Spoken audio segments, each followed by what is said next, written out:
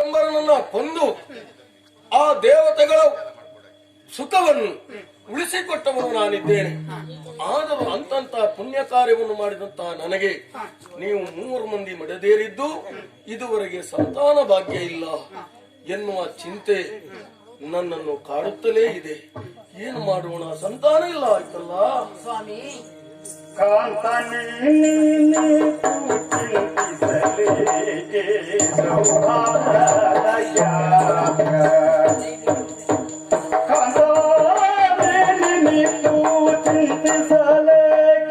ಸೌಭಾಗ್ಯ ಸಂತಾಪಕರ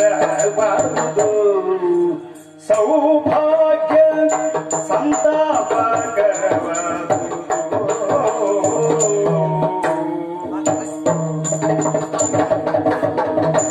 ಸಂತತಿ ಫಲಕಾನದೀಹ ಪಂಚತನ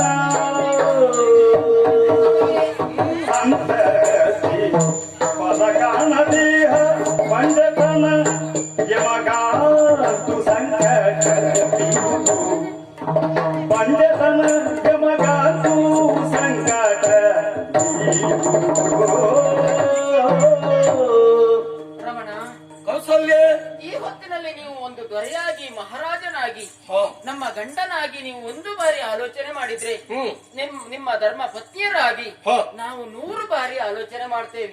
ಹೌದಪ್ಪ. ತಂದೆ ಆದವನಿಗೆ ಅಪದ್ನಾಸ್ತಿ ಗೊತ್ತನಾಸ್ತಿ ಹೌದು, ದೇವರು ಬಾಳೆ ಎನ್ನುವುದು ಹೇಗೆ ಎನ್ನುವುದಾಗಿ ನಾವು ತಿಳಿದುಕೊಂಡಿದ್ದೇವೆ. ಆದ್ರೆ ಹೆಣ್ಣಾದವಳಿಗೆ ಹೆಣ್ಣಿನ ಜೀವನ ಸಾರ್ಥಕ್ಯ, ಹೆಣ್ಣೊಬ್ಬಳು ಪರಿಪೂರ್ಣ ಆಗಬೇಕು ಅಂತ ಆದ್ರೆ ಮದುವೆ ಆದ್ರೆ ಸಾಲದು, ಅವಳೊಂದು ಮಗು ಪಡೆದಾಗ ಮಾತ್ರ ಅವಳ ಬಾಳು ಪರಿಪೂರ್ಣ ಅಂತ ಆಗ್ತದೆ. ಖಂಡಿತ. ಗಂಡಸರಿಗಾದ್ರೂ ಹೇಗಾದ್ರೂ ಇರಬಹುದು, ಪ್ರಪಂಚವೇ ನಿಮ್ಮ ಮನೆ ಅಂತ ಭಾವಿಸಿಕೊಂಡಾದ್ರೂ ಇರಬಹುದು. ಆದ್ರೆ ಹೆಣ್ಣಿಗೆ ಮನೆಯೇ ಪ್ರಪಂಚ ಅಂತ ತಿಳಿದುಕೊಂಡು ನಾವು ಇಲ್ಲೇ ಇರಬೇಕು. 4 ಜನರ ಮುಂದೆ ನಾವು ಮುಖ ಎತ್ತಿ ಓಡಾಡ್ಲಿಕ್ಕುಂಟೆ. ಮಹಾರಾಜರ 3 ಜನ ಪತ್ನಿಯರಿದ್ರು ಕೂಡ 3 ಜನರು ಬಂಜೆ ಆಗಿದ್ದಾರೆ, ನಮ್ಮಿದ್ರಿಗೆ ಹೇಳುವುದಿಲ್ಲ, ಹಿಂದಿನಿಂದ ಹೇಳ್ತಾರೆ. ಇದನ್ನು ನಾವು ಕೇಳ್ತೇವೆ, ಹೇಳ್ತಾರೆ ಅಂತಲ್ಲ, ನಾವು ಇದ್ದದ್ದು ಹಾಗೆ ತಾನೆ ಸ್ವಾಮಿ. ಹಾಗಾಗಿ ನಿಮ್ಮ ಬದಲು ನಾವು ಸಾಕಷ್ಟು ಆಲೋಚನೆ ಮಾಡ್ತಾ ಇದ್ದೇವೆ. ಯಾಕೆ ನಮ್ಮ ಬದುಕಿಗೆ ಹೀಗಾಯ್ತು? ಏನು ಇಲ್ಲದೆ ಇದ್ದ ಒಬ್ಬ ನಿರ್ಗತಿಕ, ಅವನಿಗೆ ಒಂದು ಹೊತ್ತು ತಿನ್ನುವುದಕ್ಕೆ ಅನ್ನ ಇರುವುದಿಲ್ಲ, ಆದ್ರೆ 4 ಮಕ್ಕಳನ್ನು ದೇವರು ಕೊಡ್ತಾನೆ. ನಮಗೆ ಎಷ್ಟು ಸಕಲ ಸಂಪತ್ತುಗಳು ಉಂಟು, ನಮಗೆ ಒಂದು ಮಗು ಯಾಕೆ ದೇವರು ಕೊಡುವುದಿಲ್ಲ ಅಂತ ನಾವು ಚಿಂತೆ ಮಾಡ್ತಾ ಇದ್ದೇವೆ. ಹೌದು ಸ್ವಾಮಿ, ಇದೇ ನನ್ನ ಆಲೋಚನೆ ಆಯ್ತು. ನಿನ್ನ ಆಲೋಚನೆ ಹಾಗೆ. ತೋಳ ತೊಟ್ಟಿಲೊಳೆಟ್ಟು ತಾಯಿಯನ್ನು ತೂಗಿ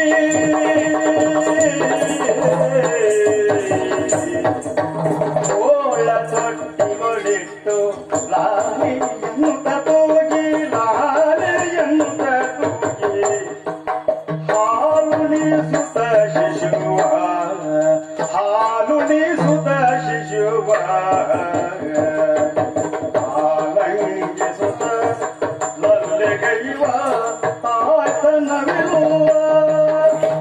ಶಿಶುವ ಆಲಂಕಿಸುತ್ತ ನಲ್ಲೆಗೈವ ತಾಯ್ತನವಿಲ್ಲ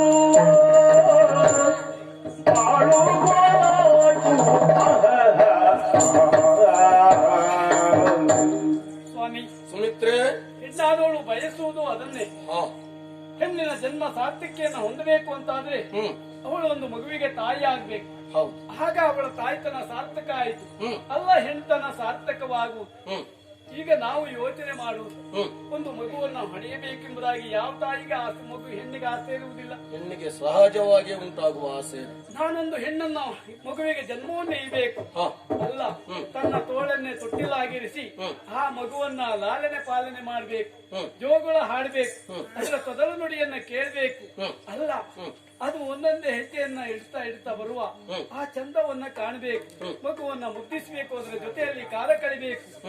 ನನ್ನ ಬದುಕು ಸಾರ್ಥಕ ಎಂಬುದಾಗಿ ಹೆಮ್ಮೆಯಿಂದ ಬೀಗಬೇಕು. ಹೀಗೆಲ್ಲ ಎಂಬುದಾಗಿ ಆಲೋಚನೆ ಕನಸು ಕಂಡವರು ನಾವು ಸತ್ಯ, ಆದ್ರೆ ಕನಸು ಈಡೇರಲಿಲ್ಲ, ಅದು ನೆನಸಾಗಲಿಕ್ಕೆ ಸಾಧ್ಯವೂ ಇಲ್ಲ. ಈ ಸ್ಥಿತಿಯಲ್ಲಿ ಯೋಚಿಸ್ತಾ ಇದ್ದ ನಮಗೆ ಅಯ್ಯೋ ಬದುಕೇ ಬೇಡವೆನ್ನಿಸ್ತಾ ಇದೆ. ಯಾಕೆಂದ್ರೆ ಮಗುವನ್ನ ಪಡೆದಿರುವಂತ ನಮ್ಮ ಬದುಕು ಸಾರ್ಥಕ. ಯಾವಾಗ್ಲೂ ನಾವು ಅದೇ ಚಿಂತೆಯಲ್ಲಿದ್ರೆ ಚಿಂತೆಯೇ ಮುಪ್ಪಂತೆ, ಸಂತೋಷವೇ ಯೌವನವಂತೆ. ಇಷ್ಟೆಲ್ಲ ಬೆಳಕಿದ್ರು ನಮ್ಮ ಮನೆ ಕತ್ತಲಾಗಿದೆ, ಮನಸ್ಸು ಕತ್ತಲಾಗಿದೆ.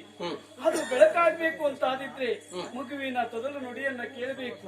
ಅಲ್ಲ, ಅದು ಅಳುವ ರೋದನವನ್ನ ಕೇಳಿ ತಾಯಿಯಾದವಳು ಓಡೋಡಿ ಬಂದು ಎತ್ತಿ ಅಪ್ಪಿ ಮುಟ್ಟಿಸಬೇಕು. ಆಗ ಆ ಮನೆ ಬೆಳಕಾಗ್ತದೆ. ಆ ಭಾಗ್ಯ ನಮಗಿಲ್ಲ. ಆ ಚಿಂತೆಯಲ್ಲಿ ನಾವಿದ್ದರೂ ಸಹ ಅದನ್ನೆಲ್ಲ ಮರೆತಿದ್ದೇವೆ. ಯಾಕೆ? ಸಂತಾನ ಆಗ್ಬೇಕು ಅಂತ ಆದ್ರೆ ಅವಳು ಪುಣ್ಯ ಮಾಡಿರ್ಬೇಕು. ಅಲ್ಲ, ದೇವರು ಅವಳಿಗೆ ಮಗುವನ್ನ ಕರುಣಿಸಬೇಕು. ಆ ಭಾಗ್ಯ ದೇವರಿಂದ ನಾವೇ ವಂಚಿತರಾದೆವೋ ಅಂತ ಯೋಚಿಸ್ತಾ ಇದ್ದೇವೆ. ಸುಮಿತ್ರೆ, ಕೌಸಲ್ಯೆ, ಸ್ವಾಮಿ, ಕೈಕೆ, ನಿಮ್ಮ ಮೂವರ ನೋವು ಒಂದೇ ಆಗಿದೆ. ಯಾಕೆ ಅಂದ್ರೆ ಹೆಣ್ಣಿನ ಸಹಜತೆ ಮಗುವನ್ನು ಪಡಿಬೇಕು, ಲಾಲಿ ಹಾಡಬೇಕು, ಇದೆಲ್ಲ ಹೆಣ್ಣಿನಲ್ಲಿ ಇರುವಂತಹ